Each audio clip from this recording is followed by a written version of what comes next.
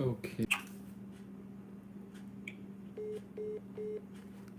Somebody's harassing me.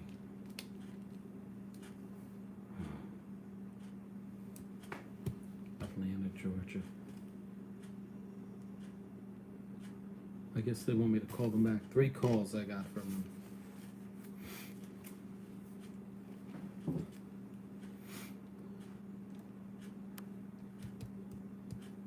You keep calling me. For what?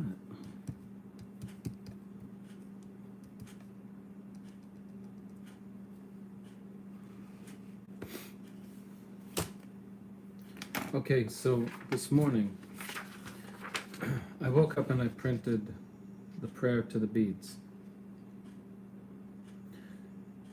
So, you guys can do that too. You print it out and you laminate it. And this is a beautiful prayer, okay? Remember, everything you do is in reparation to the heart, the loneliest heart. Are you lonely? Mm-hmm. Say to the Sacred Heart, I'm so lonely. But instead of thinking about my loneliness for a moment, because we're only flesh and blood, you can't help but to think about your loneliness and whatever else. Say, Jesus, for this moment, because we can't be unrealistic. You can't make believe that you're not sad or whatever. There's no sense in doing that. Otherwise, it wouldn't be a penance, would it? I offer you my loneliness. Yes, I'm lonely. I'm sad. But for this moment, I'm going to think about your loneliness and your sadness. And for this moment, I'm not going to think about myself, but think about you. I'm so sorry that you're alone. You never committed a sin. And so I offer this to you. I will think about you as I suffer. And so that's progress. That's progress. All right. We're almost done with the book.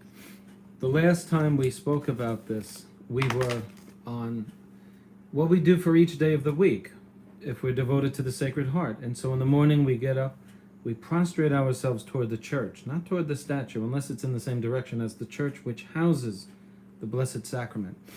And you say an act of faith, an act of love to Jesus in the Blessed Sacrament. And you thank him for the Eucharist. And you express your sorrow for his being abandoned. These are my notes I'm reading to you. And promise to visit him as soon as possible. And love him unceasingly. Then you say the Litany of the Sacred Heart and the Blessed Virgin Mary. Go to Mass if you can. And at the Mass, say the beads. Thank Jesus at the Mass for his love so much as to give himself to us in the Eucharist.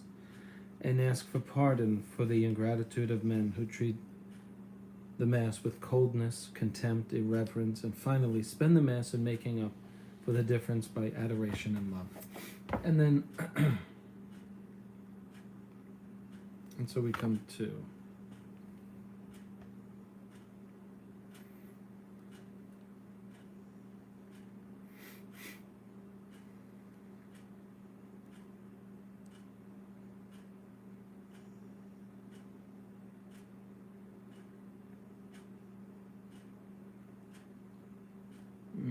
okay.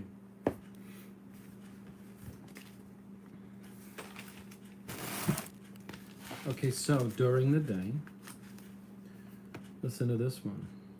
During the day, resolve not to entertain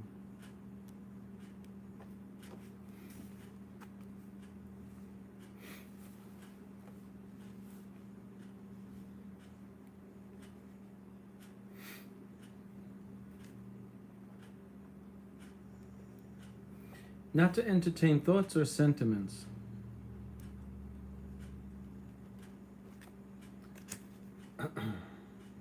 opposed to the hearts of Jesus and Mary.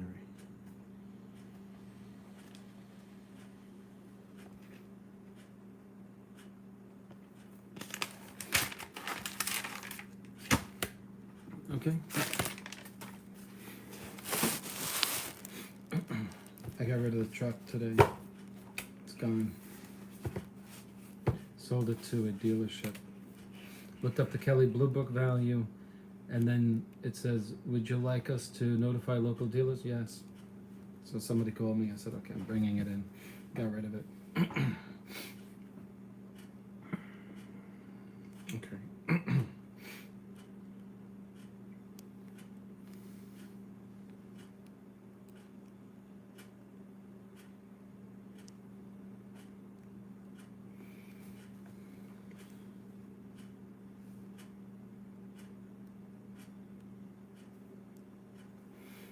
Okay. Another thing is,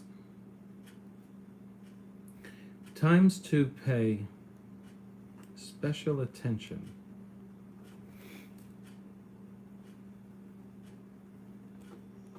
to the Sacred Heart is 1, morning. 2,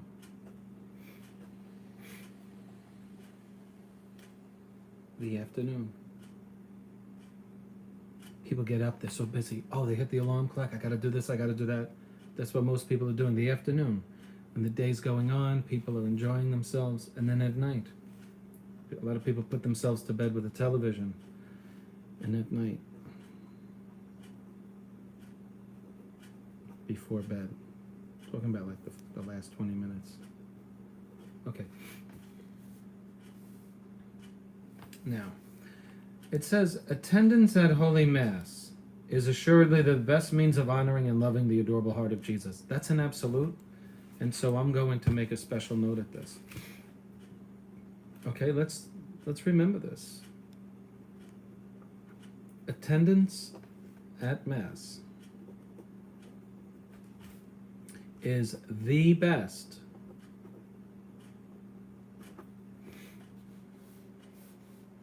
means of honoring and loving the adorable heart of Jesus. And if it's the best way of honoring the adorable heart of Jesus, you know it's the best way of honoring the Blessed Virgin Mary. You see how this devotion changes your life? It's everything. It's every devotion in one.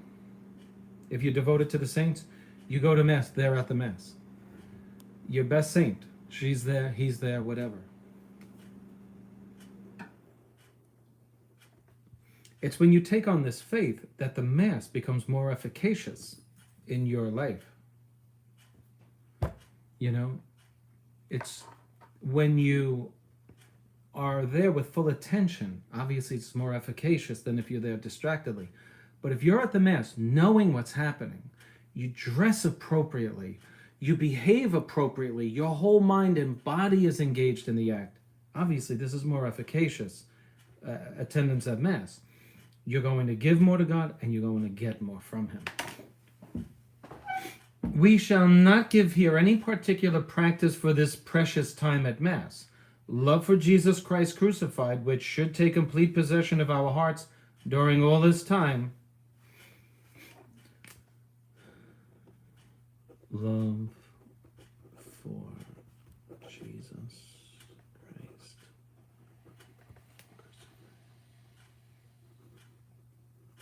Right? Will not fail to suggest to each one the practices which will best suit his needs. Above all, everyone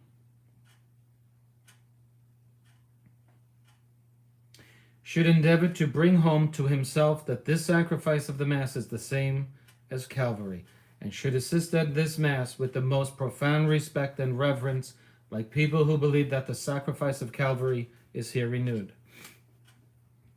At Mass, realize, don't make believe, but realize you are at. A thought just came to my mind. If you're a woman, would you wear high heels to Calvary? if you would, you're weird. Think about it. Would you look like, really... I'm not going to use the word, but I mean, this is where we're at here. This is the 21st century devotion to God. A lot of legs are showing at Mass, a lot of low-cut, sleeveless stuff. That's the way we go to... Do you see? Look, I hate to say it, but I see it. I see it. That's Calvary? Wow, distracting people with your form-fitting outfits and everything. I mean, you're taking away from the attention that another should be giving to the Sacred Heart. Don't be so selfish. There's a time to look really nice and attractive, and Mass is not the time. I told a priest once, I'm up minding my own business on a communion line, keeping my eyes down, and the woman in front of me is showing as much legs as is permissible by the letter of the law.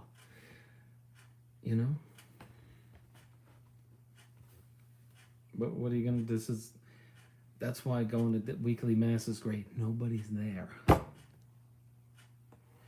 You know who I really respect? I got to be honest with you. Catholic women. Good Catholic women who go to Mass. Usually I find they're very devoted. The ones who are, they're like, really strong. I told Bishop Sanborn, there's nothing like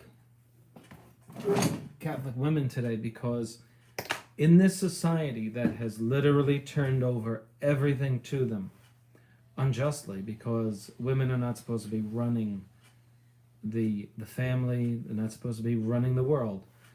But the Catholic woman who defers all of that from the devil said to Jesus last Sunday, I'll give you everything if you worship me. The Catholic woman who turns away from that and says, I don't want that. What I want to be is a Catholic mother and a wife. That is a gift, literally. And I told Bishop Sanborn this. Catholic women are holding the church together today, especially. Because if they lose it, you don't have any Catholic families. A Catholic woman is a precious gift from the hand of God to her husband and to her children and to the parish. The man's a gift in a certain way. But with what we're fighting today, the Catholic woman, in my opinion, and I have reason to believe this, because I've seen the destruction of families perpetrated by women. The Catholic woman, in my opinion, is holding it together today. And she is a gift, an invaluable gift. And I speak from experience, because I know.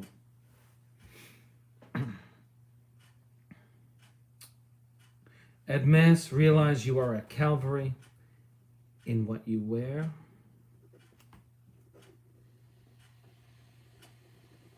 in where you look,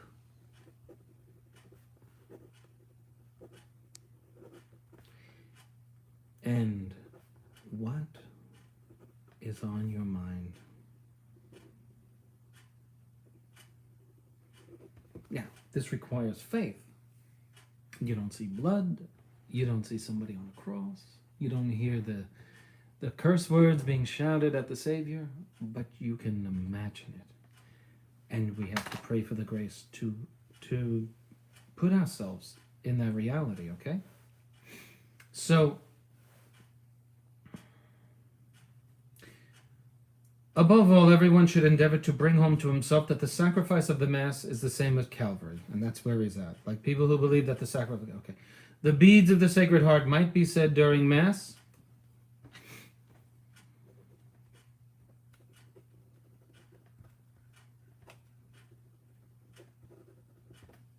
Say the beads. Okay? And an act of consecration. 2. Act of consecration. Before the priest's communion.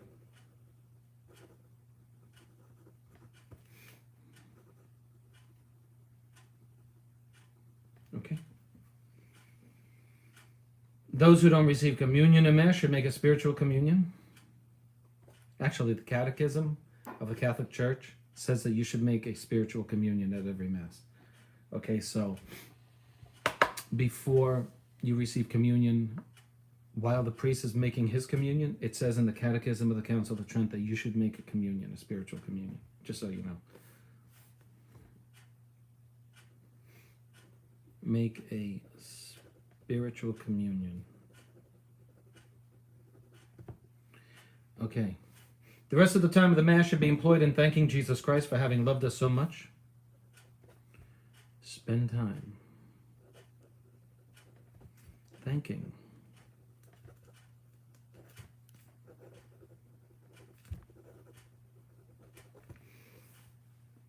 For having loved us so much as extreme students through this adorable mystery. For the Eucharist. Do you see this is centered around the Eucharist? Okay. Asking pardon.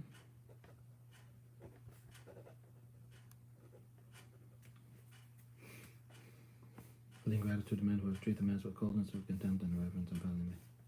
I feel like I've read this part already. Asking pardon for the coldness.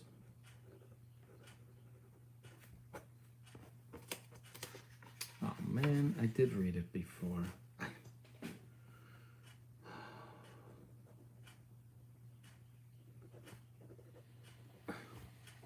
Well, here's what I did. I have my bookmark here, but it's stuck to here, so that's really where I was at, right here, the next page. Didn't take, I messed up.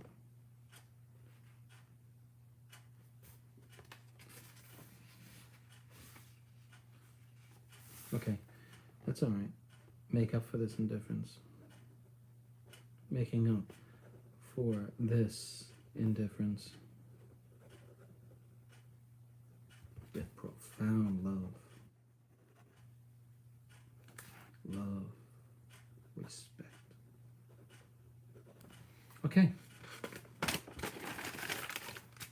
Okay.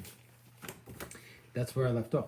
Now, priests who have the happiness of offering the divine sacrifice will find their devotion increase day by day and their faith become more perfect.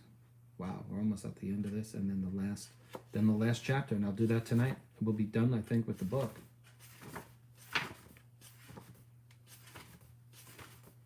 I'm not getting this thing. Oh no. Then there's chapter 6, Holy Communion. Oh no, I might got chapter 7. Okay. Priests who have the happiness of offering the divine sacrifice will find their devotion increase day by day and their faith become more perfect. Jesus Christ will fill them with his greatest graces, and their love for him will increase daily if they remember to offer this sacrifice each day with the intention of making reparation through this adorable victim for the indignities which Jesus Christ suffers in this adorable mystery. And if they take care to adore the Sacred Heart of those of Jesus, when they have him really present before them, all those who visit the Blessed Sacrament or assist at Mass should do in like manner, with the intention of making reparation through this victim for the indignities which Jesus Christ suffers. I've read this now, I'm almost counting 7 or 8 times in this book so far. The purpose of this is to make reparation for the indignities, irreverence, lack of love, which Jesus Christ suffers in this adorable mystery. Not in his sacred humanity, but in this particular, in the Eucharist. Because the Eucharist came to us, what is that? Love brought us the Eucharist. I mean, the theologian said, Bishop Sanborn said 2 weeks ago, the theologians say that God himself could not have given us a greater gift. This gift is one of the most forgotten gifts. So if you feel like you're not appreciated and your love has been thrown away, brushed away, not cared for, I gotta be honest, I can't think of a greater person who truly can make reparation for lack of love than somebody whose love has been cast aside and trampled underfoot. Listen, a man who can see doesn't really appreciate his eyesight as much as a man who used to be able to see who has lost it.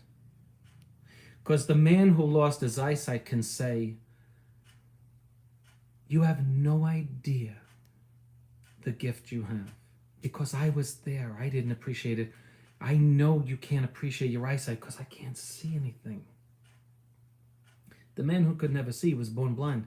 He doesn't know what it's like to see. The one who loves and the one whose love is rejected can really say to Jesus, I have an idea how you feel. Because I know my love is a good thing. My love for this person, my love for this child. It's a good thing. I want the best for this person.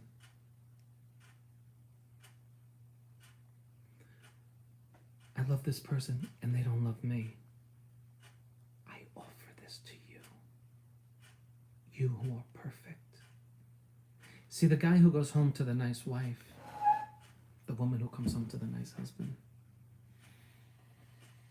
they don't get it. I don't care what anybody out there says. They don't get it. Unless they've been burned before. That's the truth of the matter. Unless you lose your eyesight and somehow, God willing, you get it back, you don't know how much to appreciate your eyesight. Because you know what? You get on the ground every day. Jesus, thank you. Did you ever think about the people who were cured in the New Testament? Remember the man who comes back, the lepers? He comes back. Doesn't he prostrate himself? Jesus said, where are the other 9? How grateful was that man for being delivered from that hideous disease of leprosy? And I don't hold it against good people for not being grateful, because the ungrateful wife or the ungrateful husband, it's not really their fault. They have to grow in this gratitude. When you get burned, you can't help but to imagine being delivered from it. And you can only imagine yourself giving thanksgiving for being delivered because of the pain you've suffered. That's why the scriptures say, what doth a man know who hath not been tried? The young beautiful girl at 25 who's getting married, she doesn't know anything. She doesn't.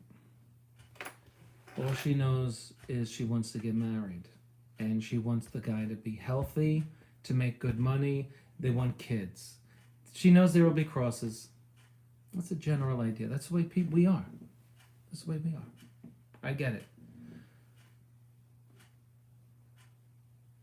I cannot express sufficiently how I esteem the value of a good child, a good son or a good daughter.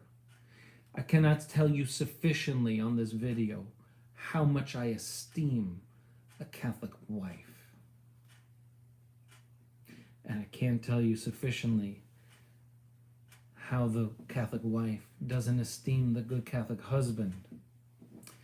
Because until they have lived in the void of those gifts, they cannot sufficiently be grateful. And that is why it is true to say that God loves those most whom he causes to suffer the most. Because it is by suffering where you learn the virtues.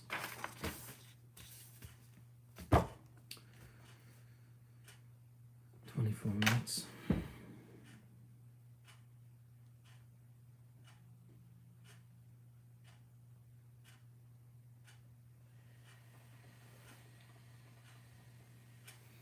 Priests who have the happiness of offering the divine sacrifice will find their devotion increase day by day and their faith become more perfect. Now I read this again because this applies to me and you.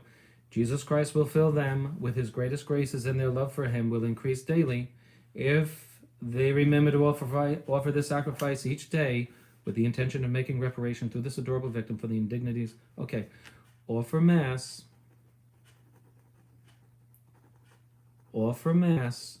in reparation.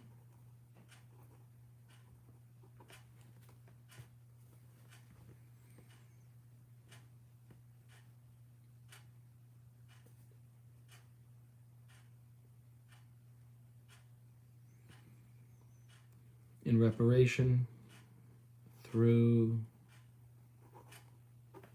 this victim for the indignities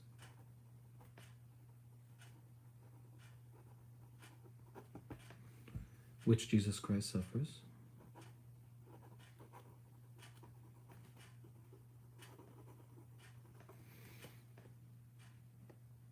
In this adorable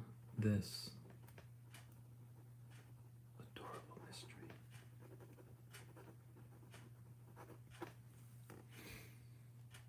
And if they take care to adore the Sacred Heart of Jesus when they have him really present before them, if they adore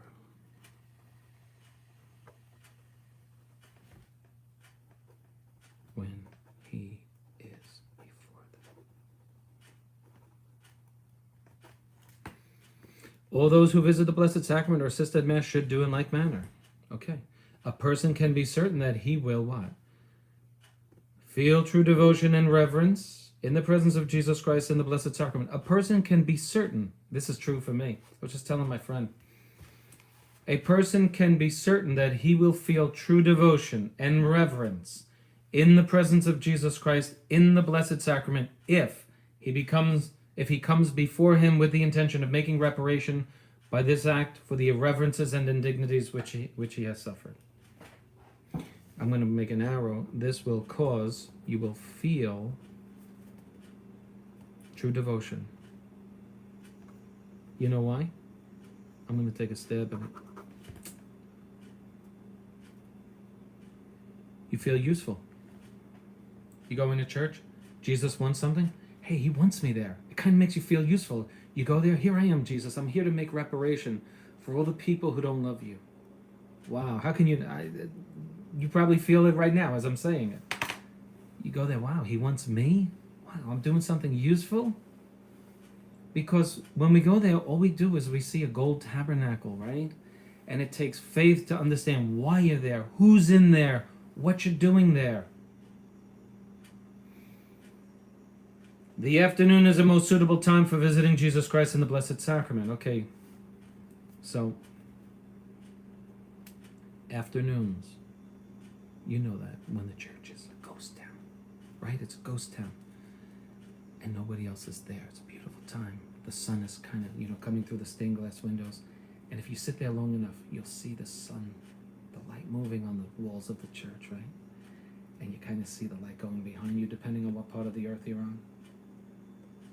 It's just a beautiful time.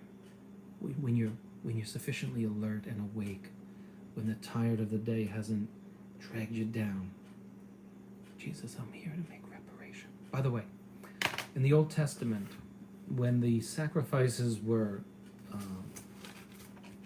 given to the people, do you know that the sacrifices were fourfold? One of the fourfolds was actually encompassing two. There was a peace offering and a thanksgiving. They were incorporated together. But there was a sacrifice that was consumed completely by the priest, and that was a sacrifice for sin. And then there was the sacrifice for petition, adoration, reparation, thanksgiving, and thanksgiving. I just said it. Thanksgiving and a peace offering. And so, and I saw this in the Douay Rheims Bible. If you look up the word Holocaust, if you go on drbo.org, you'll see. If you put in the search engine Holocaust. The first time you see it, I think the first time, you'll see a footnote about Holocaustum. Holocaustum with an M or an N, I forget. And what that means is a whole burnt offering. And the reason for a Holocaust was for sin. So for the people who would commit a sin, the priest would offer this animal, and it would be completely burned and I think completely consumed by the priest. It's amazing. And some of them would only be partially consumed. It's amazing to see how the Mass is related to the Old Testament, how the priest would sprinkle the blood of the animal on the people. This is asperges. You know, in the traditional Mass, asperges me. So he takes the water, which is a symbol of Christ's blood, and sprinkles the faithful, meaning that they are covered with the blood of the sacrifice that's about to be offered. It's just truly amazing. So afternoons is a most suitable time for visiting Jesus Christ in the Blessed Sacrament. Why? Excellent time.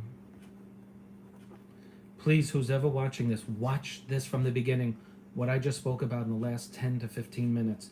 It is now 30, so if you go back to like 15 or 20 to 30, talk about the excellence of the Catholic spouse. Because we all have something to contribute. And I think I can contribute to people who do not appreciate their spouses or their children, who are good. I met two people in my wallpaper career, two women. I will never forget them. I don't even know what they looked like anymore. And they told me they spoke so highly of their husbands. It wasn't men who spoke highly of their wives. Two women who said, you know, they were at least 75. I said, oh, you could get married again. Oh, I could never do that. I could never replace the man that I had. That's what she said. And another one said that too. I said, you know, I really appreciate you saying that, because most women do not say things like that. Okay. The afternoon is the most suitable time for visiting Jesus in the Blessed Sacrament in order to honor his Sacred Heart by our love and homage, as it is the time when people think least about Jesus Christ himself, because people think least of him at this time. Okay?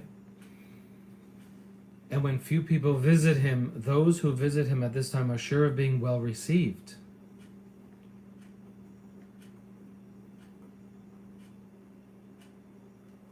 Well received. Practically all will be able to find some time after dinner, a quarter of an hour or so, to visit Jesus in the Blessed Sacrament. Now, as it is neither custom nor routine that brings us at this time. You see, it's not custom. It's not like, oh, the church is ringing the bell, come on in, of Mass.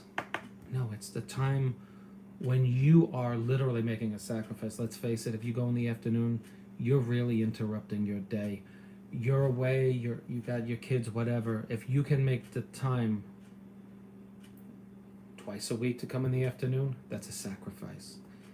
Now, as it is neither custom nor routine that brings us at this time in the afternoon, nor the crowd that attracts us, it is evident that these visits are visits of love, and consequently, sources of great graces. Listen to this. For Jesus never allows himself to be surpassed in generosity. Love for Jesus Christ should occupy the whole time of these visits, and it will be the more perceptibly felt as they are proofs of true, faithful, constant love. Let's remember why we're there. We tend to go, I went there yesterday, I said the whole rosary. Halfway through it or more, I said, Jesus, I'm so selfish, I'm here for myself.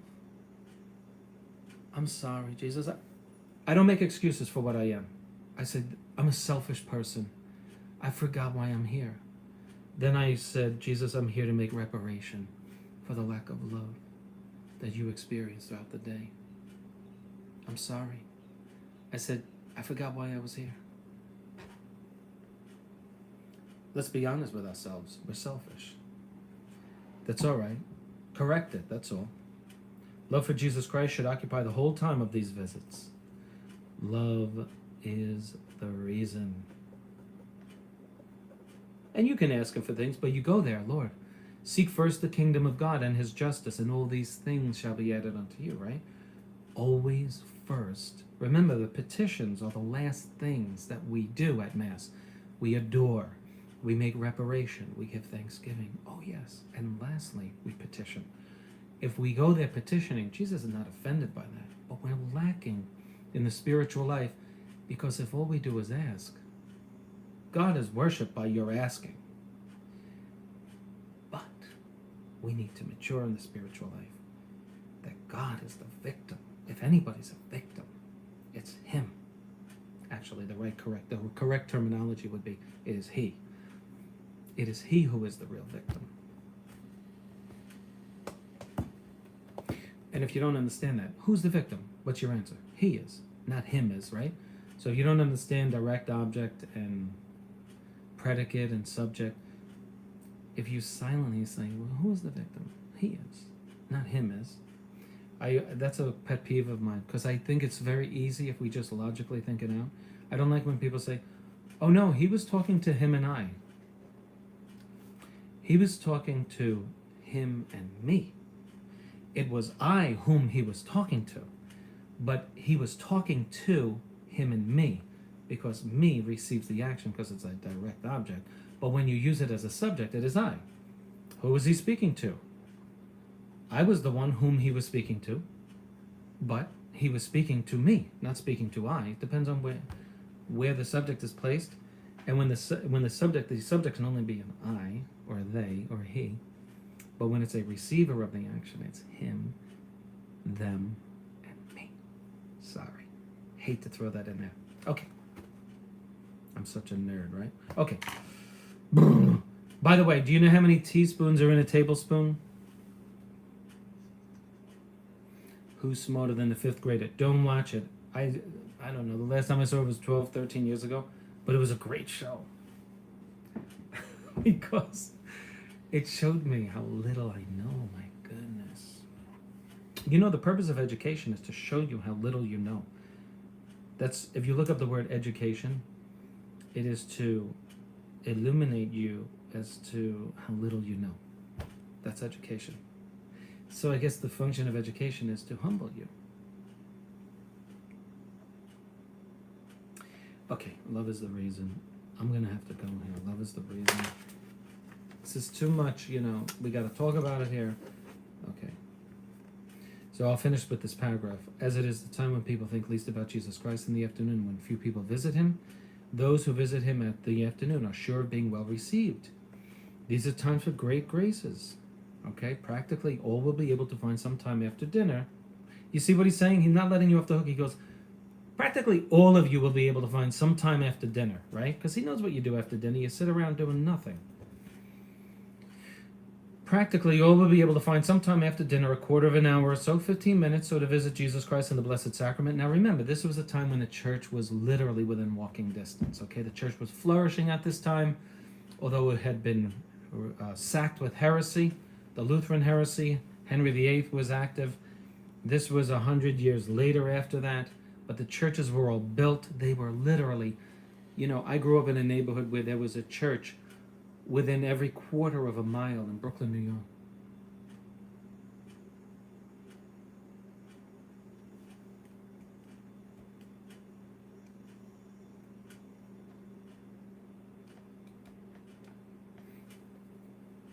Now, as it is neither custom nor routine that brings us at this time, nor the crowd that attracts us, it is evident that these visits are visits of love and consequently sources of great graces, for Jesus cannot be outdone in love.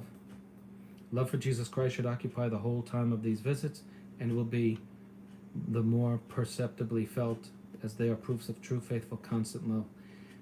And it will be the more perceptibly felt as they are proofs of true, faithful, constant love. I'll leave you with this. Saint Gerard Magella. He would speak to Jesus. Jesus would speak to him audibly, and he said, Jesus, I gotta go. I gotta work. And Jesus said something like this. I'm paraphrasing. Hold on. Let me just say something. You know, I love you.